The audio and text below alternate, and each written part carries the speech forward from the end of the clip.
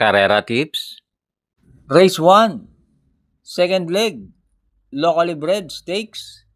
Distance 1,800 meters na merong 9 entries but 8 in betting option. Start ito ng winner take all. Races 1 to 7. Dito sa race 1, pampremera ko yung 5, Georgia. Sakay ni John Alvin Guse. Nung first leg, yan ang nasigundo kay Rapido. At panigundo ko yung 4, My Oh My, sakay ni JL Lazaro. Tingin ko angkop din kay My Oh My ang mahaba-habang distansya. Kaya panigundo ko yan. Kaya dito sa race 1, pampremera 5, Georgia, panigundo 4, My Oh My. Race 2, 3-year-old and above maiden race. Distance 1,400 meters na merong 11 entries. Start ito ng peak 5, races 2 to 6.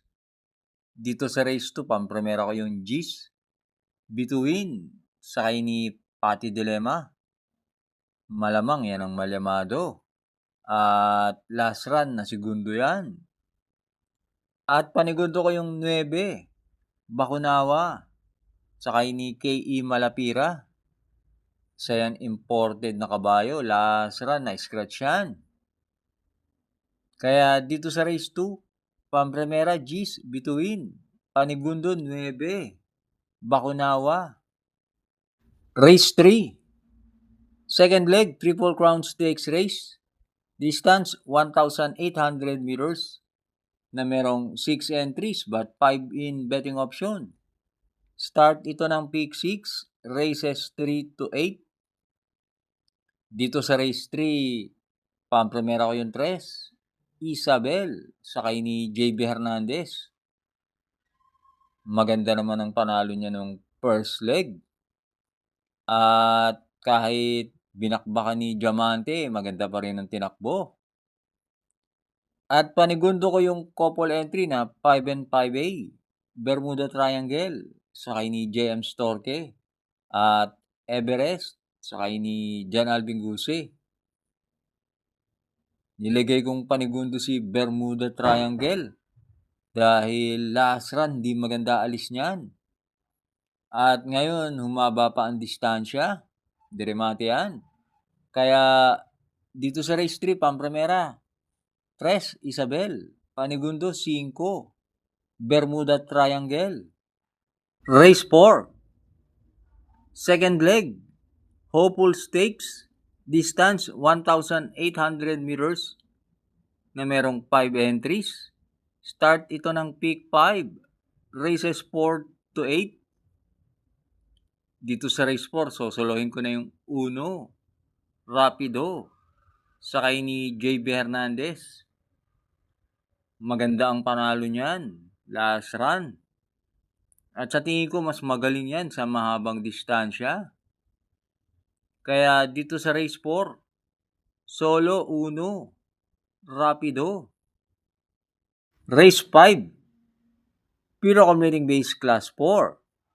Distance 1,400 meters na merong 8 entries but 7 in betting option.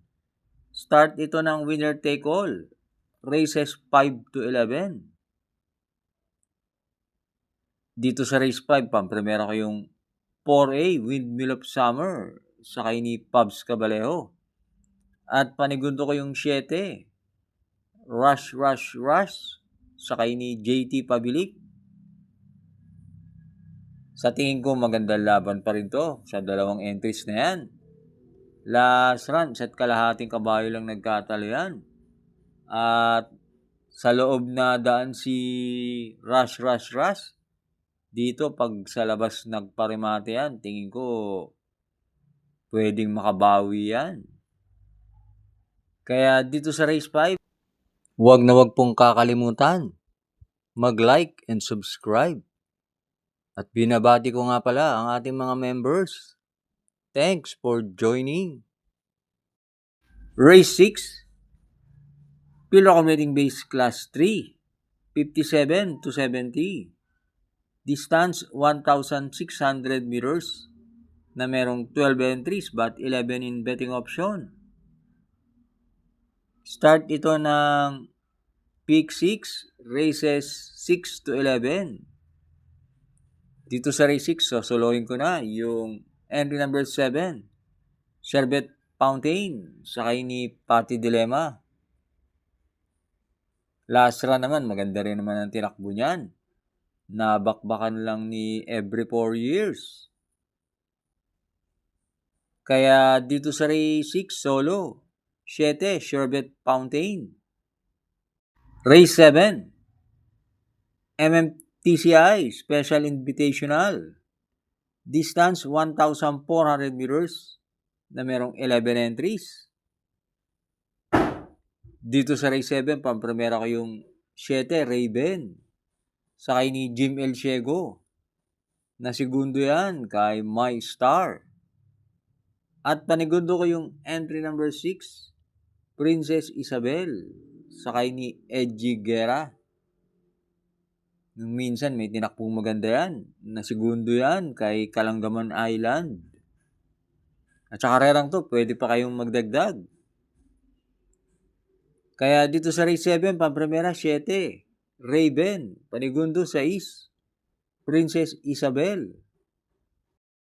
Race 8, MMTCI Invitational. Distance 1,400 meters na merong 6 entries. Start ito ng Peak 4, races 8 to 11.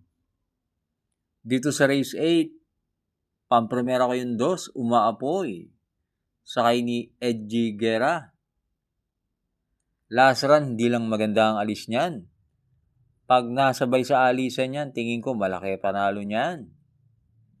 At panigundo ko yung 5, G's Favorite, sakay ni JL Lazaro. Tingin ko mas maganda tatakbuhin yan sa Metro Turf. At angkop din sa kanya ang distansya. Kaya dito sa race 8, pampremera 2, Umaapoy.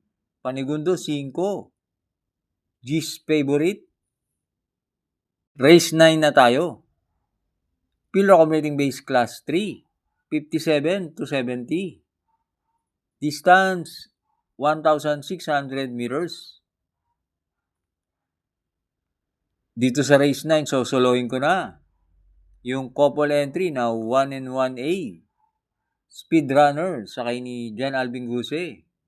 At Ready to Risk It All, sakay ni Pabs Cabalejo. Last run, maganda ang panalo niyan, si Speedrunner. Kaya dito sa race 9, solo, 1, Speedrunner. Last double na tayo, race 10. Another MMTCI Invitational. Distance 1,400 meters na merong 8 entries but 7 in betting option. Dito sa race 10, pampremera ko yung 6, Angels Momentum, sakay ni CM Pilapil. Last run, hindi lang maganda tinakbo niya doon sa karera na pinanalunan ni Street Magic. Pero tingin ko, tumakbo lang ng maayos yan. Nananalo yan at angkop sa kanya ang distansya. At panigundo ko yung 7, Barayong, sakay ni RC Baldonido. May tinakbong maganda yan si Barayong. Nasigundo yan kay 7 of Diamonds. Kaya dito sa race 10, pampremera 6, Angels Momentum. Panigundo 7, Barayong. Race 11, Field Accommodating Base Class 5, 17 to 41, split. Distance 1,400 meters na merong 11 entries.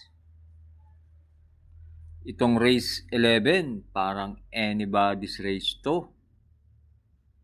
Pampremera ko yung 9, King Wash Pubcon, sakay ni CP Henson. Hindi maganda tinakbo niyan sa PJC. Pero dito sa Metro Turf, meron yan 130 and a half. At panigundo ko yung entry number 5, Fearless, sakay ni C.A. Reyes. Tumakbo lang na maayos yan si Fearless. Tingin ko malaki panalo niyan. At last run, tumakbo yan sa isang 1,300 meter race. Tingin ko mas angkop sa kanya ang distansyang 1.4. At pantersero ko yung entry number 1, Happy Julian, sakay ni JB Pilitro. Hindi rin naman nalalayo ang tiyempo niya ni Happy Julian. Meron yan 1:30 sa 1:4. Kaya dito sa race 11, pamprimera, 9, King Wash 5 Con. Panigundo, 5, Fearless. Pantersero, 1, Happy Julian. Thanks for watching. Lalong-lalo na sa mga laging nakasubaybay. Good luck and happy racing sa inyo.